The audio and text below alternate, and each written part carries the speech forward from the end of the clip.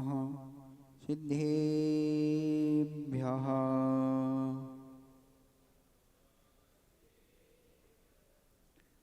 ओम नमः सिद्धेभ्यः।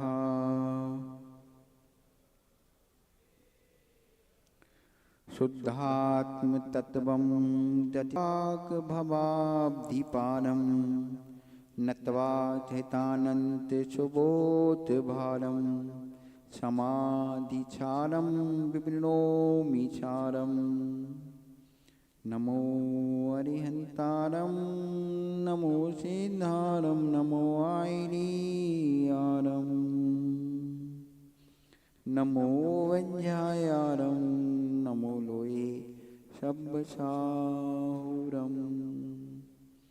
अनंतानंत सिद्ध परमेष्टि भगवान की 1000 आचार्य आदिनाथ भगवान की वर्तमान शासनायक महावीर स्वामी की आचार्य बंधन सोम छैन आचार्य की धनाचार्य आचार्य भनवन विराट साजय जी महाराज की आचार्य भनवन पट्टाचार्य विशुद्ध साजय जी महाराज की शुद्ध संवेदी मुनि श्री आदित्य साजय जी महाराज की सम्यक दर्शन तो दृढ़ करने के लिए धर्म सभा में एकत्रित हुए हैं। जो मिथ्यात्व है वो अनादि से अनंत भवों से हमें दुख दे रहा है। उस मिथ्यात्व का त्याग ज्ञान से ही हो सकता है। कहते हैं मार माय से कोई आदमी सही नहीं होता, उसके विचार बदलते हैं, उसकी भावनाएं बदलती हैं जब वो व्यक्ति अच्छा होता है।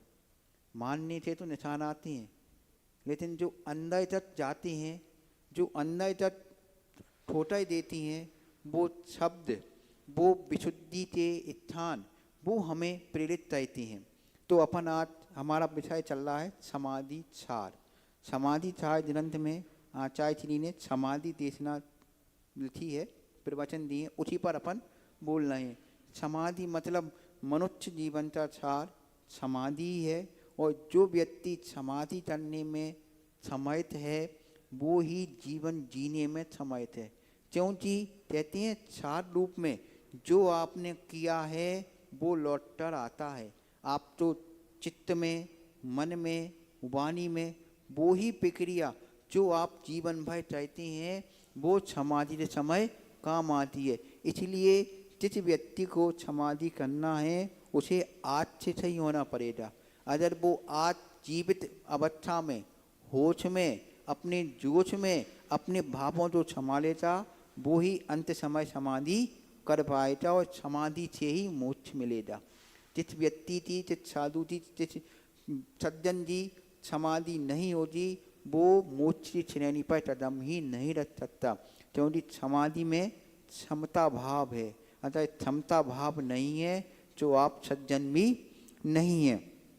इससे पहले हमने पहली गाथा में पढ़ा था, समझा था, आचार्य श्री बता रहे थे कि सामायिक रूपी दीपक से अपने अंदर को देख लो, कि सामायिक रूपी दीपक जलाओ, और जैसे दीपक 100 पर प्रकाशित होता है, दहली पर रखो तो अंदर भी दिखाता है, बाहर भी दिखाता है। ऐसे ही जो हमने सामायिक दीपक जलाया उसमें अपने राग द्वेष विकार परिणाम भी दे थे, और जो आत्मा के अनंत गुण थे, जो सम्यक दर्शन आदि दीपक थे, जो हमारा अनंत ज्ञान दर्शन विशुद्धि है, वो भी हमने देख लिया।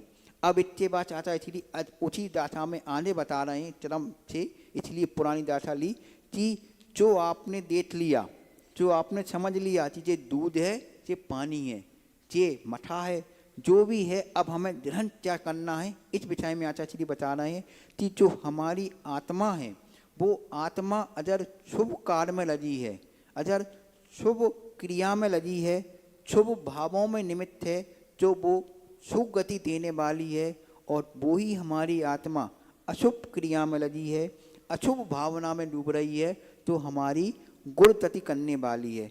माने हमारी आत्मा ही सुगति में ले जाने वाली है और हमारी आत्मा ही दुर्गति में ले जाने वाली है। ये जाता आए थे, मतलब हमारे द्वारा जो हमारे भाव हैं, जो हमारे विकारी आदि भाव हैं, अगर वो हम पर हावी हो जाए तो हम ही अपनी आत्मा के उन विचारी भावों के द्वारा राज द्वेष के द्वारा अपनी गुरुतति करेंगे और उन विचारी भावों को हमने जीत लिया, उन सम्यक आदि क्रियाओं से अपने आप को अति निर्मल और स्वच्छ बना लिया तो हम ही सुधति करेंगे। अर्थात धनवान बनने की सामर्थ्य भी हम में ही है और संसार परिभ्रमण की ताकत भी हम में ही है। आचार्य भनबंदा उदाहरण देते समझा रहे हैं कि आपको भगवान बनाने के लिए भगवान भी समर्थ नहीं है, भगवान निमित्त मात्र हैं।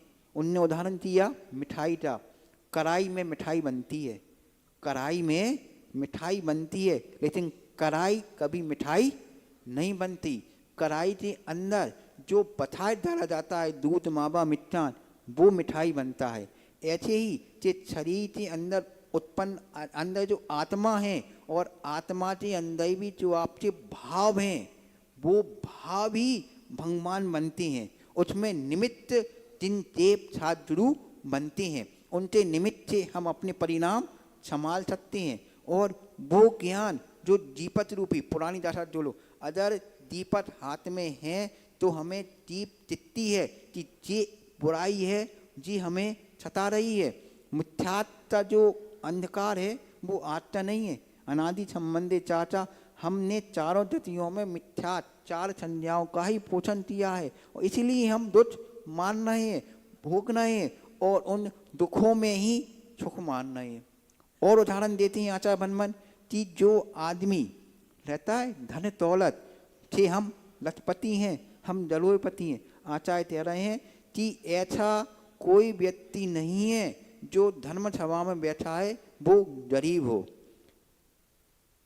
धर्म सभा में बैठने वाला कोई गरीब नहीं होता, जो धन दौलत वाले हैं वो ही गरीब होते हैं।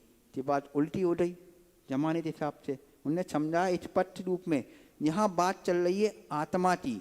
जिस आत्मा के अंदर सम्यक दर्शन की रुचि है, जिन वाणी पर श्रद्धा है, देव छात्र गुरु के पास बैठने में अपनी सामर्थ्य लगा रहा है, जो समय का उपयोग कर रहा है, अपनी बुद्धि को समय करने के लिए लगा रहा है, वो व्यक्ति धनी है। मतलब वो अपने भावों से धनवान बनने के लिए जो पदार्थ चाहिए, जो अंदर विशुद्धि चाहिए, आत्म परिणामों की निर्मलता चाहिए, वो पाने वाला व्यक्ति है।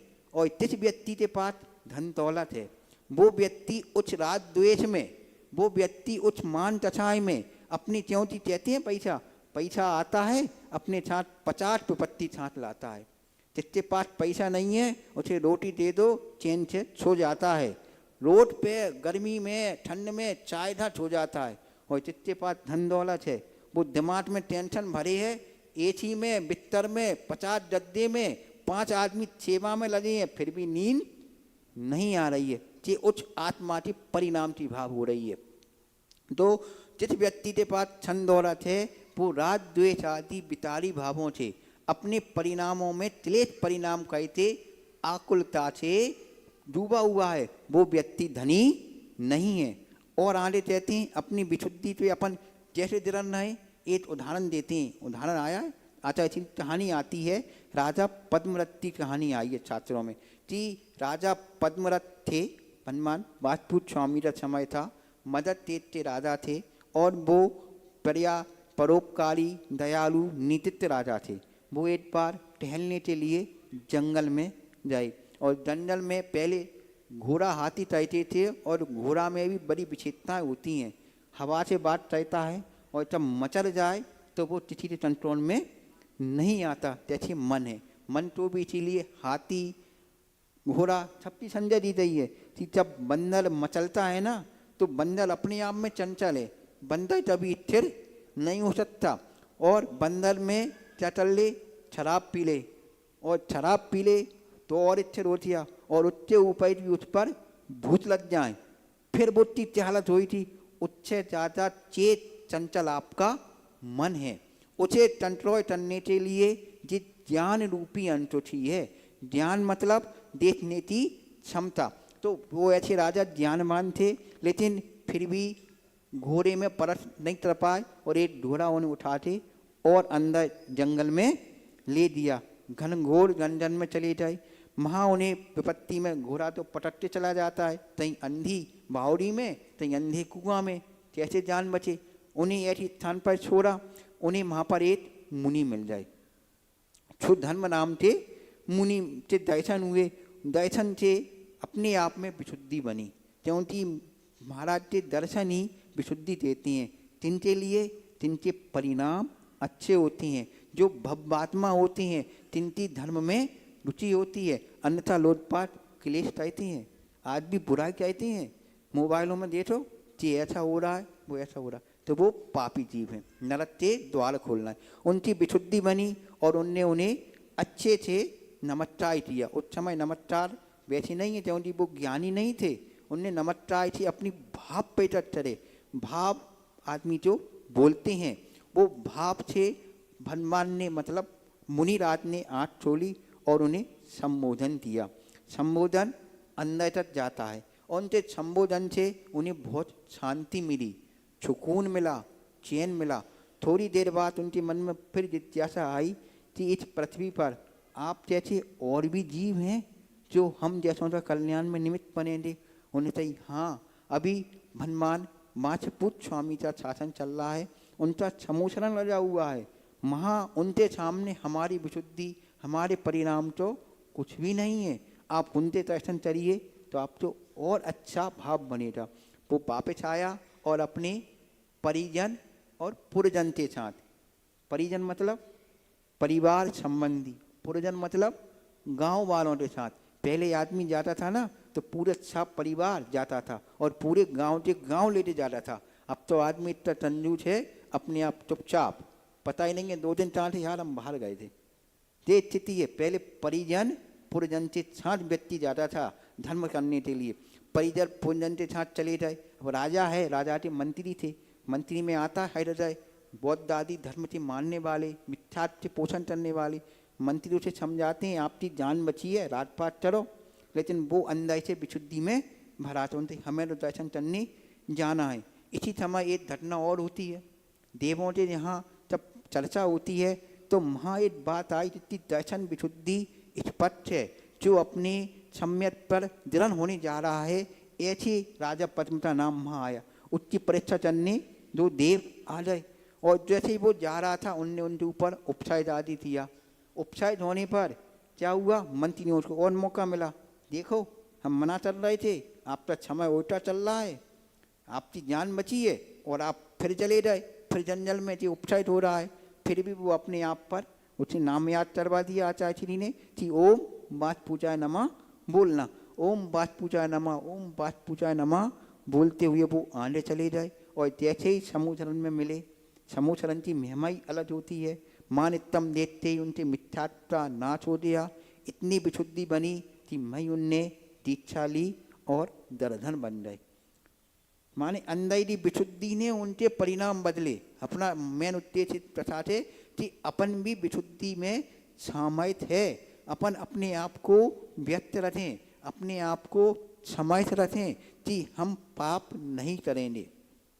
जो ऐसी श्रद्धा है वो ही हमें अपने आने से बढ़ाई दी। हमें अपने परिणामों को संभालना है, अपने शुभ भावों को संभालना है। इस पवित्र आचरण को बनाने के लिए अपने आप को तुरंत समर्पित करना है। आचार्य श्री तो बहुत उदाहरण देते हैं। उन्होंने साधु के लिए संबोधन दिया है कि हे साधु, आप तो मात्र कपड़े उतारने से मुनि नहीं बन जाओगे।